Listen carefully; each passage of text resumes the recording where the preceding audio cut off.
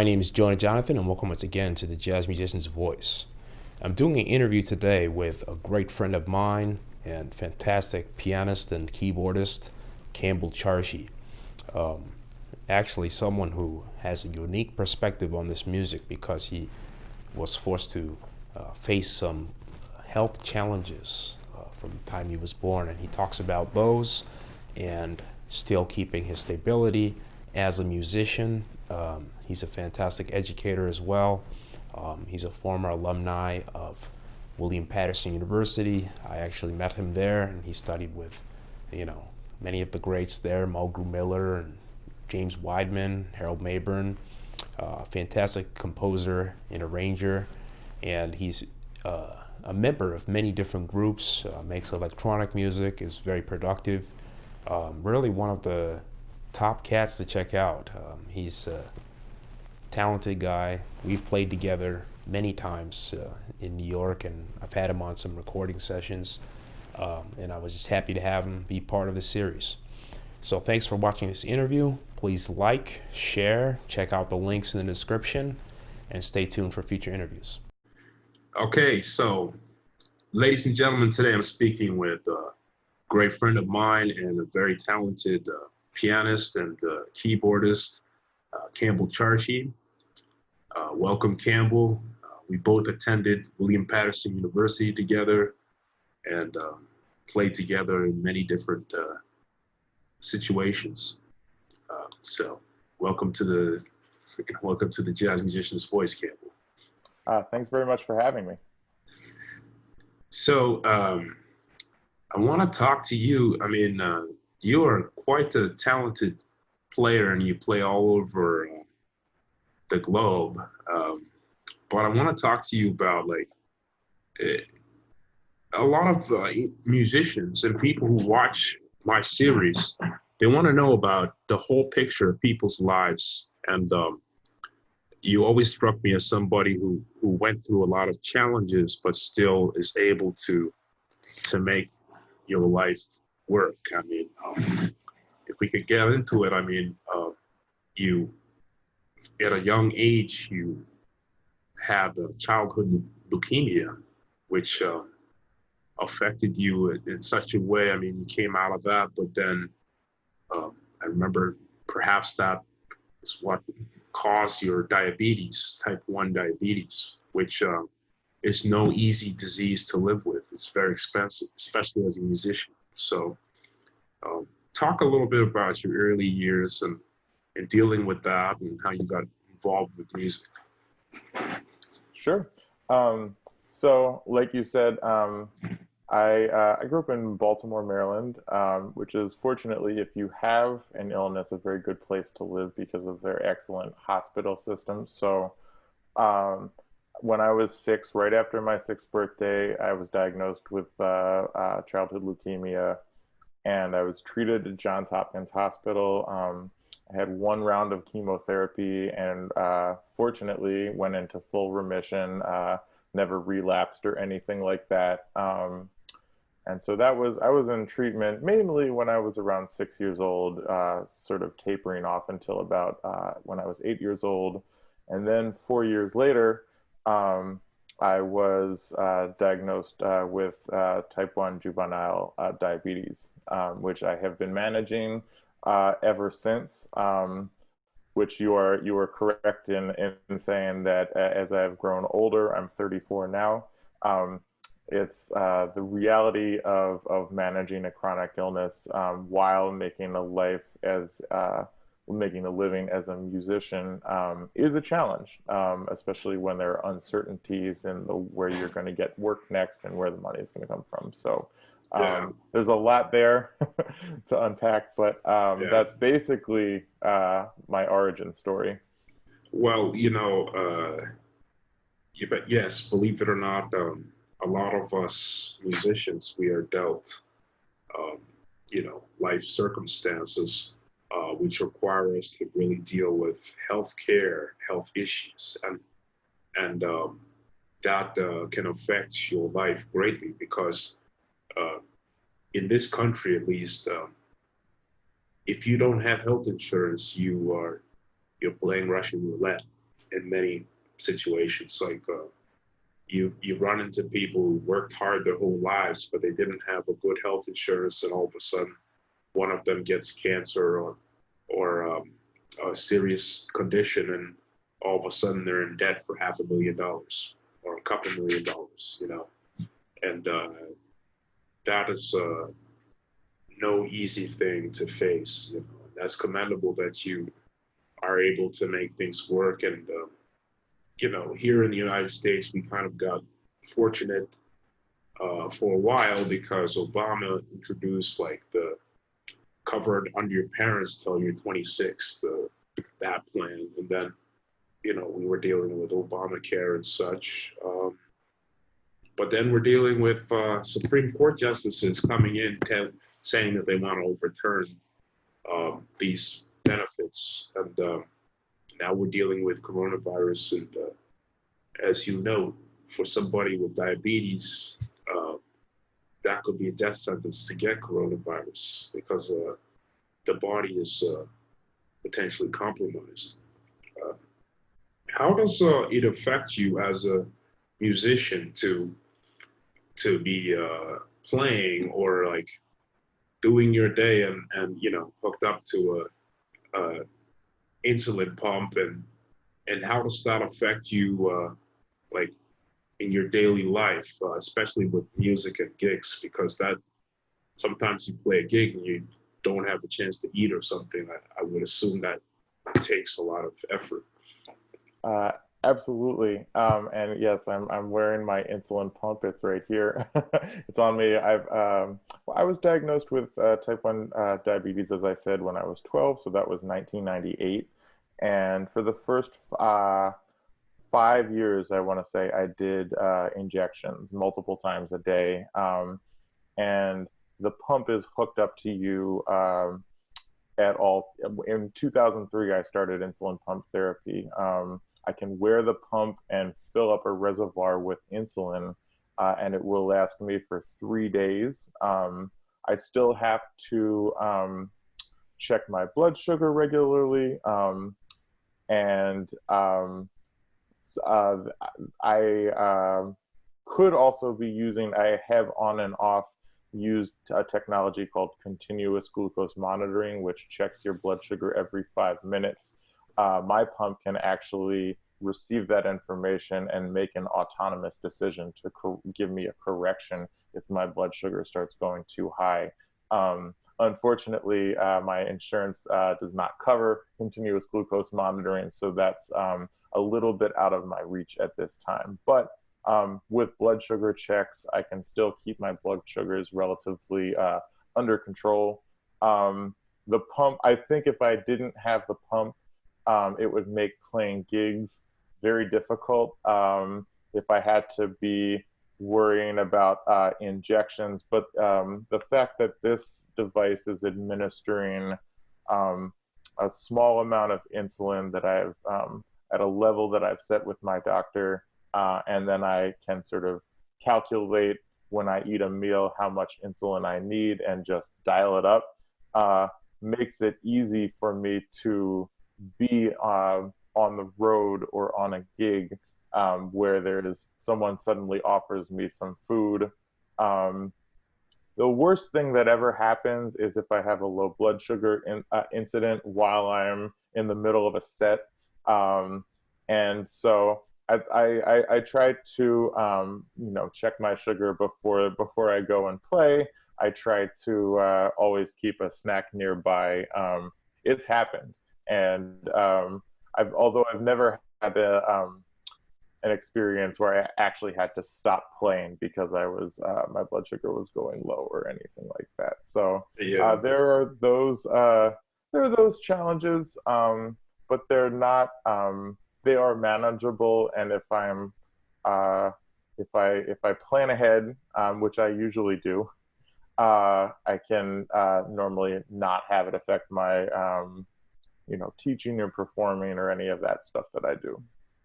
Well, I mean, yeah, that's it's commendable that you've done that. I mean, every single one of us faces certain challenges. I won't talk about my personal ones in this interview, but everybody does. And I think you get to we're both in our 30s. You get to your 30s, you start really becoming centered and grounded, like what works for you, what doesn't, what are not good situations to be in. And, it seems like you're very successful musically. So we will get into the music now. Talk a little bit about like you came to William Paterson, but before that you were in Washington, D.C. So talk a little bit about like your musical experiences and what prompted you to come to William Paterson, studying with Mulgrew or Harold Mabern, that's really Right. What an honor that was. Um, And, well, like I said, I grew up in Baltimore. Around the same time that I got cancer, when I went into the first grade, I started studying piano lessons, maybe resistantly for many years, but then I heard some jazz music at some point along the way, and it occurred to me, maybe around middle school, uh, it occurred to me, oh, wow, there are people who make this music up on the spot. And I started to hear, even listening to at Christmas time, the Charlie Brown Christmas music from Vince Guaraldi. I realized, oh, these people are improvising, and this is a level of harmony that I haven't heard before in any other music, and it's got a groove to it. So increasingly in high school. I continued to actually take classical piano lessons, and I tried to teach myself to improvise, which is sort of an odd path, considering that I've met so many young musicians who are fantastic that studied jazz from a much younger age. I sort of found my own way, and I wasn't even sure at the age of 18 that music was going to be my profession. I went to George Washington University in DC. That would have been 2004. And I was probably thinking about equally about the possibility of studying music and political science or public policy, something in that realm. And it was certainly the place to study that. I mean, GW has a great international affairs school. They're sort of very reputable. I could have pursued that path and ended up living a very different life. But in 2004, I was both simultaneously really turned off to sort of the culture that I found in the political schools at GW, and simultaneously met some really wonderful teachers in a small jazz department at GW. These are musicians. My piano teacher, Jim Levy, had a great saxophone player named Peter Fraze, great drummer named Alejandro Lucchini. And they really, I had some technique at the time, but I knew nothing about playing jazz with other people. At the age of 18, I could barely make it through a blues, I would say. And so I credit that department for a couple of things, which I think are really were really unique to that program. For one, it was a very diverse faculty with diverse musical interests. So in my time there, I was in a pop and R&B ensemble. There was the Latin band there, which studied. There was a real focus with Alejandro on Brazilian music, but also Afro-Cuban, Afro-Peruvian. Peter Fraze taught me sort of modern conceptions of jazz harmony. And there were other jazz combos. There was a big band there that did the music of Count Basie. So it was a very I came to William Paterson in 2008 with a pretty well-rounded experience at that point. And of course, I had also taken 2 years off from school prior to that to write music for my own ensemble. So I credit for them for that. I credit that they really, the GW music jazz program. They really those teachers were wonderful, and they really put me on the path. I also credit them for hosting a weekly jam session where each week they picked the music of anyone from Art Blakey to Pat Metheny to Steely Dan. And they would perform tunes and then open up the floor to students and really coach us on jam session etiquette, how to call a tune, how to count everybody in, what to do if you get lost, in a very an instructional environment, and prepared me for going out to DC jam sessions during that time. Yeah, I remember, that's all really great insight. I remember you mentioning that you used to run into Gio Gonzalez in DC, and we just did another interview with him. I mean, you guys, everybody in this world that runs in small circles in some senses, I remember Gio Gonzalez coming and practicing at GW. This was probably around the time that that he was just starting to play with Kenny Garrett, and so he would be in the practice rooms, and we would go in there, and he would show us some amazing stuff, as I recall.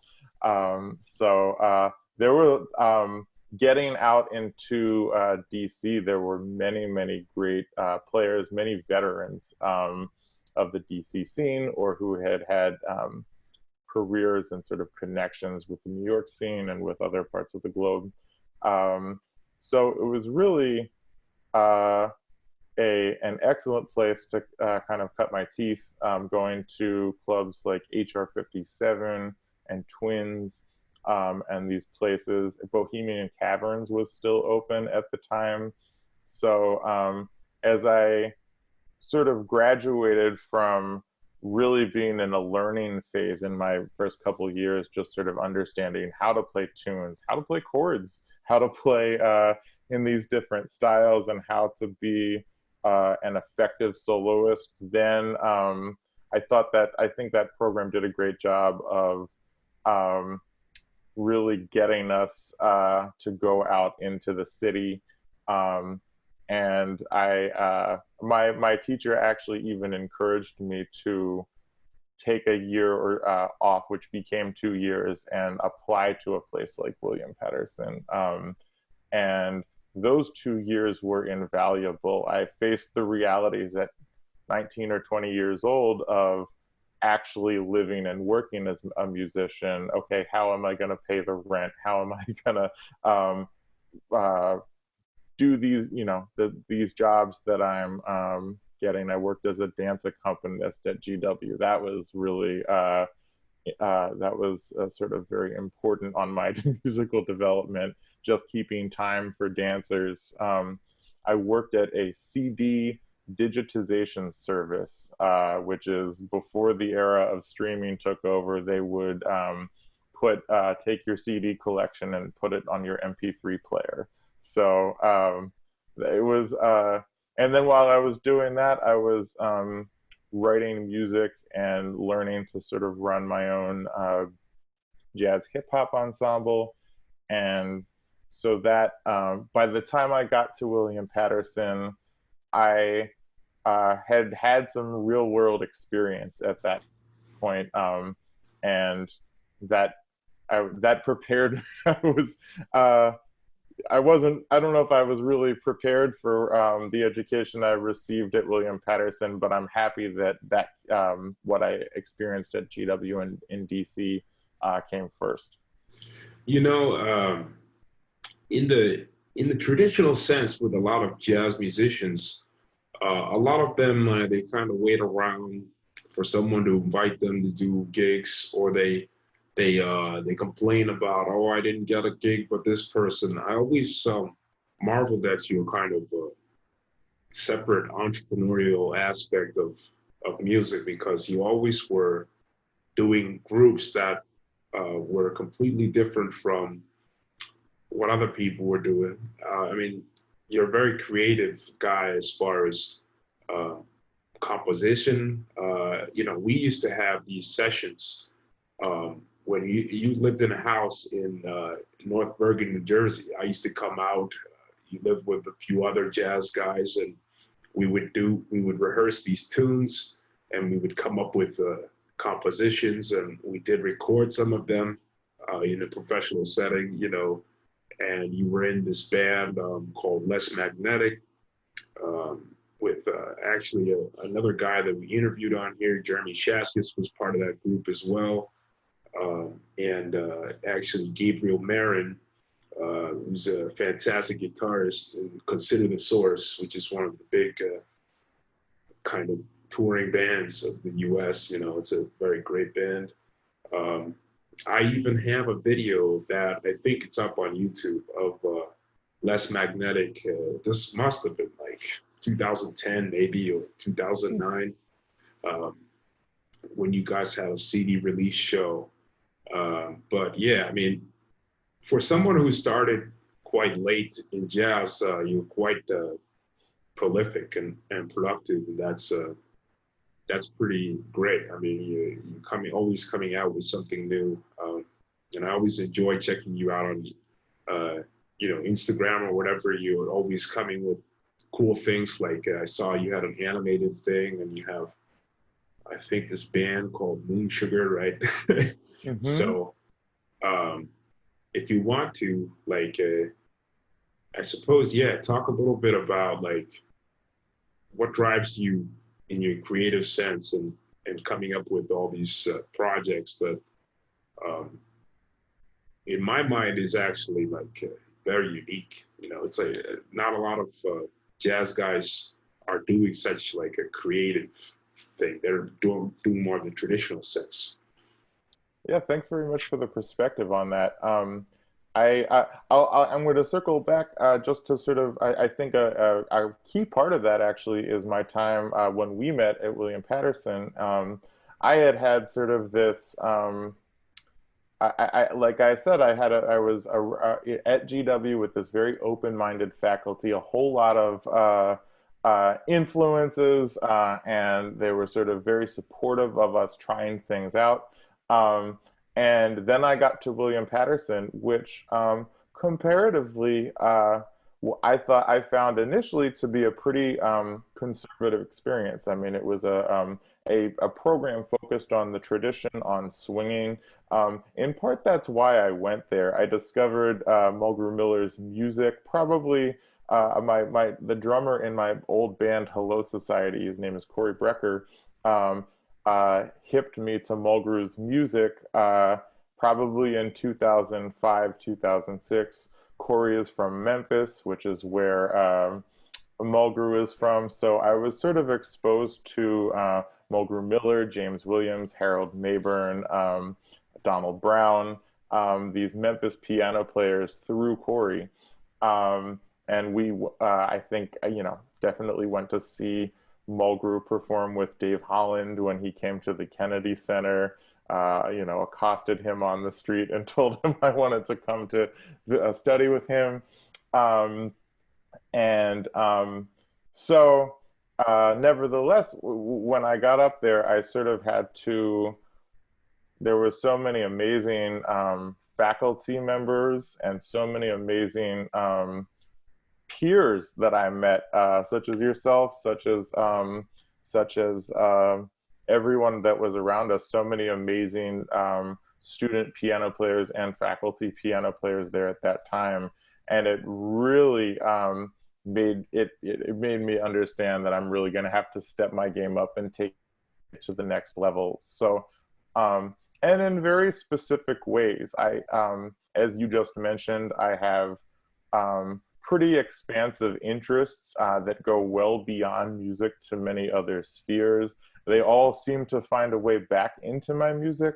But nevertheless, I feel like that focus, you know, when I am studying with, I forgot to mention James Weidman. You know, he was my piano teacher my first year there. When I'm studying with James Weidman or Armen Donelian or Harold Mabern or Mulgrew, do you bring in your original composition every week, or do you kind of sit back and absorb what these masters have to say? So I sort of had to um, uh, think about how I wanted to approach the situation and realize there's a lot to absorb here, and maybe I should do that for a couple years, and then maybe it'll inform the next step in my process. So that's basically kind of how I approached the school. It wasn't always easy. Sometimes there were times where I wanted to try something.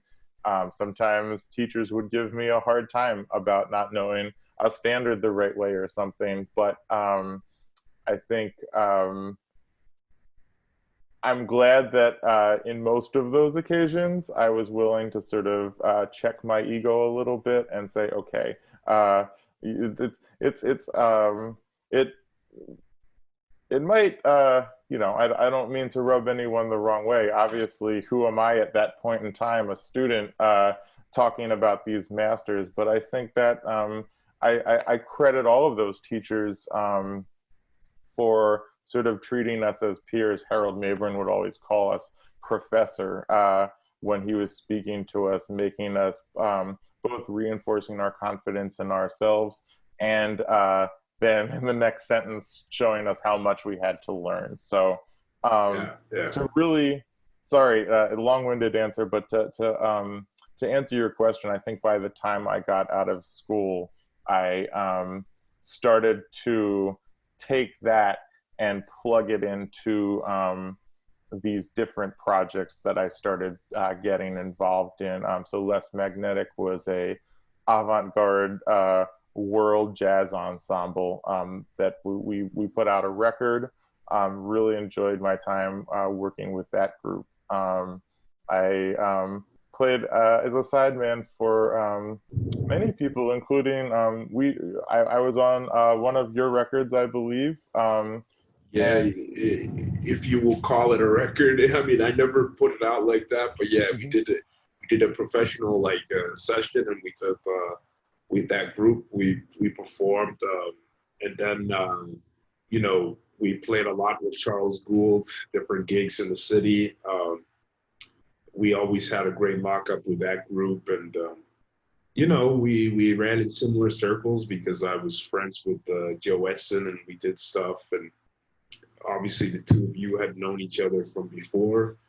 And you know, quickly highlighting, you know, you are an accomplished educator too. I mean, you teach in these music schools, and you also teach in these camps.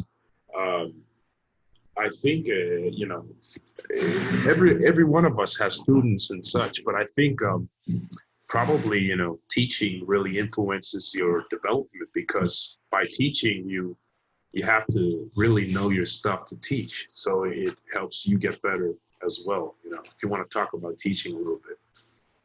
Certainly, I started teaching my last year at William Paterson in 2009. Started teaching up in this area, and I've worked for a variety of people and schools ever since. And that goes back into I found teaching to be a stable source of income for as increasingly you know, the realities of taking care of my health and chronic condition became a reality to me. I've been really privileged to teach at some you know, for some wonderful people and at some wonderful schools. And my teaching, like you said, teaching has it's helped me understand my own thought processes better. The more I explain them to different people, explaining something to one person one way isn't always going to work with another person. You oftentimes will have to find different paths to the same body of information.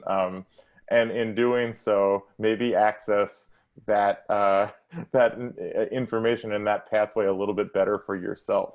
I'm really one of the things that I've also have been involved with in my performing and increasingly producing is sort of a knowledge of synthesizers, a knowledge of audio engineering and audio production. And I don't know if I was really doing that too much when we were playing a whole lot together, but that's definitely something. I'm a big science fiction guy. I'm really into the movie Blade Runner, like obsessed. I'm really into the music in that movie, the music of Vangelis, and I will watch the movie just to listen to the score. And I'm happy that at some of the places I teach, they are increasingly incorporating those skills that I'm building out in the performing world into the educational process. So I have 7 and 8-year-old students. I've been teaching piano for 11 years, but now there are students who are taking logic classes with me, learning to do this stuff.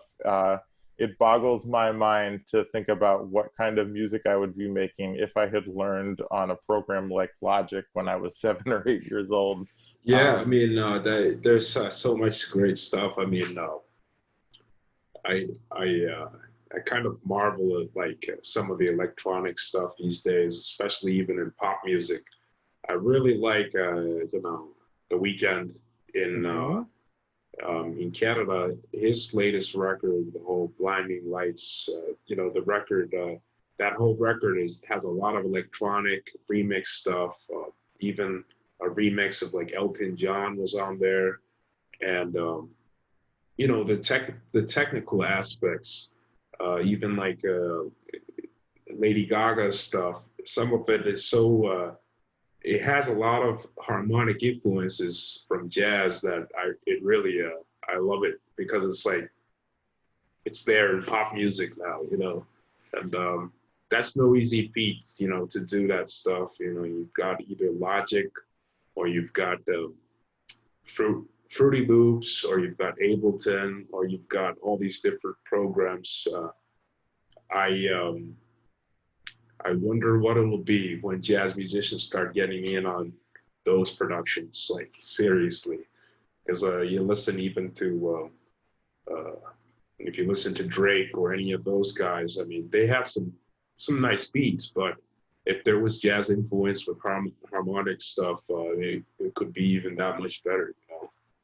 I can speak a little bit to that because I think that it's sort of studying jazz. When you study with a teacher like Mulgrew Miller or Harold Mabern, you're learning a very specific way to use your ears, listening to the very subtle but masterful chord voicings they're playing, learning how to hear that stuff, learning how to use touch on the piano.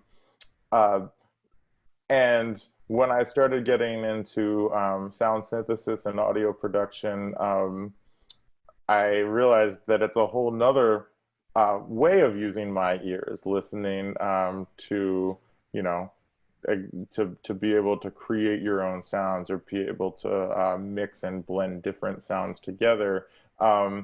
Requires almost, it seems like, a commensurate amount of study.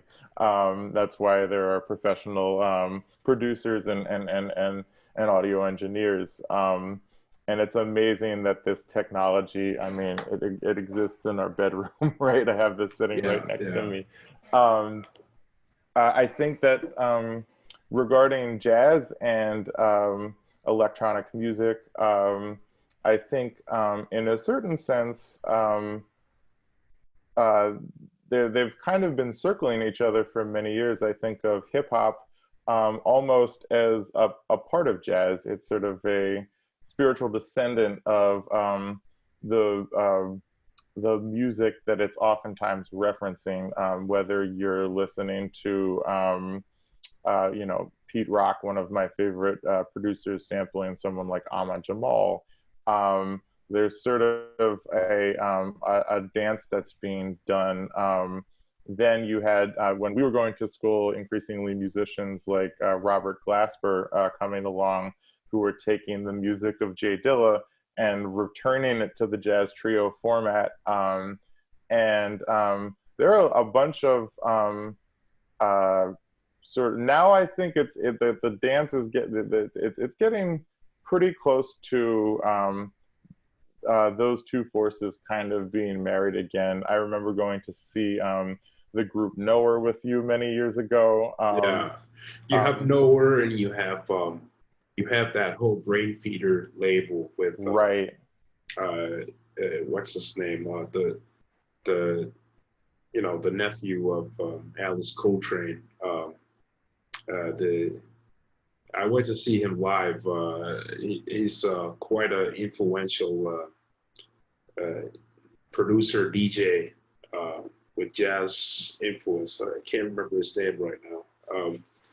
But yes, you know, for anybody watching this, I stumbled across a video on YouTube. If you get a chance to check it out, check out someone named Noah Shabib, or 40. He is basically the main producer behind Drake. And there's a whole like interview and documentary about him. And, you know, producers are producers, but this guy was unique in that he's got MS, and he's now coming to a close of what he can produce, because he's got that illness that he's dealing with. But he talks about like developing a specific sound like that was never allowed on the radio before, and they said, you know, screw it, I'm gonna do what I do, this kind of Toronto OVO sound that is like they crush the highs, and there's a lot of lows, so it sounds like you're underwater almost, you know. And in a sense, producers could be compared to jazz musicians, because you do that out of love, not out of making money. You do it out of building gear and collecting things that it's not easy to make those sounds. So, you know, we look forward to seeing more of that. And, you know, time-wise, you know, if you want to play something for us, I don't know if you want to do that. We will probably conclude, but we'll have you back on, you know, in some time to check in on you, because you've got a lot of projects. I can certainly recommend. I can some things that I've been working on recently, and to tell you where I can provide you some links if your listeners are interested in checking my music out. So I most recently, like you mentioned, I've done a whole bunch of projects. I was you know, my experience is in going into the studio and doing live recordings, but increasingly a couple of years ago, I did an interesting project with a group called the Mad Minds Collective, called Five. It was a bunch of very produced music in five songs, 5 genres, all in 5/4 time signature. So it was that was sort of my entry point into producing my own music. Now I have a band which is based on my own name. It's called Camblicated. That's sort of it's based on a nickname that my bassist Billy Carrion Jr. Gave me a couple years ago to describe my thought process, which is seems to be my challenge with all of my music in life. Is I have sets of complex ideas, and how do I present them to people? How do I make them simple? So this trio, this Camblicated group we've been rehearsing and performing for about a year now. It's myself, it's Billy Carrion Jr. on electric bass, key bass, and on vocal effects, and Jarrett Walser on drums, and myself playing on a bunch of keyboards. Basically, we do mostly original music, some covers sometimes, and trying to make the trio sound sonically as big as possible, with as many different sounds brought into the different compositions. We also make use of samples. I'm a huge hip hop fan, so we will chop up various speakers and sort of weave them into our compositions. We're performing live on Twitch every Saturday, and I released an animated music video, as you mentioned, with a healthcare message on YouTube. So I will provide you all of the places to connect with me if anyone is interested. Yeah, we'll put those in the links. Campbell, thanks for speaking with us. Check him out, people. Campbell Charshee, a great keyboardist and pianist. And someone who we hope to hear from for years to come on the music scene. Thank you very much for having me.